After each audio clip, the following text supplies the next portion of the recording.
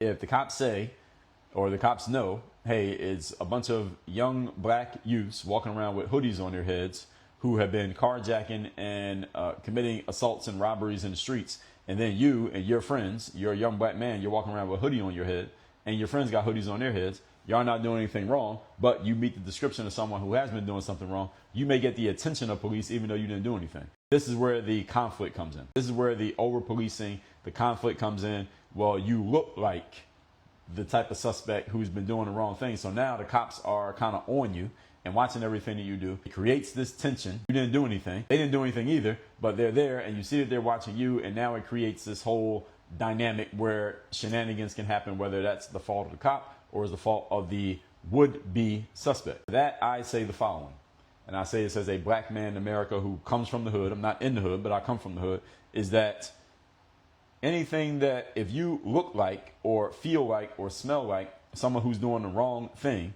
and that is drawing a certain type of negative attention to you, I would suggest you look in the mirror and make an adjustment to your approach. That's my position. If you know the word around the neighborhood is that some dude's walking around in a hoodie with a hood over his head and he's committing carjackings and robberies, and you know that everybody's on the lookout for a guy walking around with a hoodie over his head, why would you walk around with a hoodie over your head? That just doesn't make any sense. That's just bad. That's a bad business move. Why is that a bad business move? Because you already know that everybody's on high alert for a dude walking around in a hoodie. So why would you walk around in a hoodie? All you're doing is asking for negative attention that you don't want. And some will say, well, I want to be able to express myself, and if I'm not doing anything wrong, I can wear a hoodie over my head if I want. And I say you're right on both counts. And at the same time, if something looks like a duck and it quacks like a duck, people are going to treat you like you're a duck. So you got to take the trade-off of that. There are no perfect scenarios in life. Everything has a cost. Opportunity cost means everything you do, the cost is everything that you're not doing.